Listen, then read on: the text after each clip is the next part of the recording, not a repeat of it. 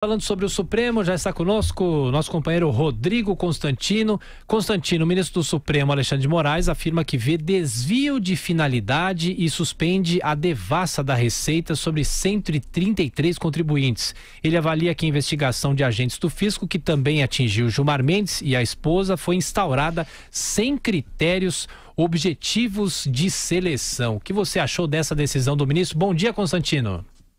Bom dia, Tiago, bom dia a todos. Olha, esse assunto está dando o que falar, né? E é muito difícil, até porque a gente sabe qual é o zeitgeist, qual é o clima predominante no país, é pedir a cabeça dos ministros do STF. Então, esse é o desejo, essa é a vontade da imensa maioria. A hashtag STF Vergonha Nacional atingiu o topo no Twitter.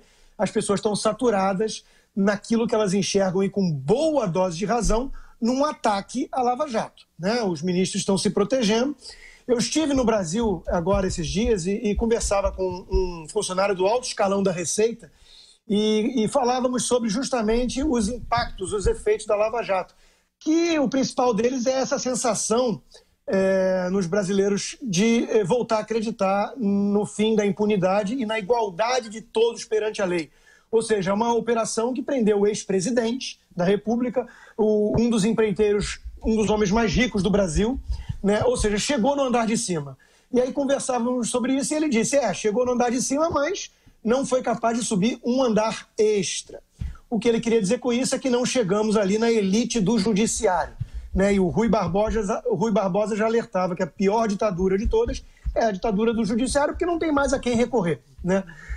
O problema é o seguinte, as falas dos ministros, e não foi só isso, essa questão da Receita foi a principal do Alexandre de Moraes, mas no mesmo dia o Barroso interpelou o presidente para se justificar sobre a questão da fala lá do pai do presidente da OAB, e também o Celso de Mello, na decisão sobre a FUNAI, deu uma bela de uma alfinetada no presidente, no abuso de poder do executivo, e lembrando ali que não pode ser tudo por decreto, o Congresso já tinha vetado e tudo mais, e tem que garantir as liberdades individuais. Então, veja, o que eu vou falar, Tiago, é muito duro de falar, é muito difícil, eu vou levar algumas pedradas por isso, mas eu não jogo para a plateia. Algumas falas desses ministros do STF fazem sentido, ou seja, eles têm um ponto. É preciso combater a impunidade e tudo mais, mas a questão que surge é como. E a gente não quer atropelar a própria lei. Ou seja, realmente, a gente não quer que as pessoas sejam investigadas de forma arbitrária. A lei tem que ser preservada e, infelizmente, a lei protege os ministros do Supremo. A gente sabe que a Lava Jato queria avançar passar esse sinal e ir no andar de cima, né? Então surge isso tudo e como reação a um movimento de bastidores aí para afastar até o procurador Deltan Dallagnol da Lava Jato. Então a gente sabe o que está acontecendo, a gente sabe quem são os ministros e por quem eles foram indicados, e tudo isso gera uma revolta popular absolutamente legítima, o que não quer dizer que alguns pontos abordados por esses ministros do Supremo não façam sentido num país normal, num país de império das leis, de Estado de Direito.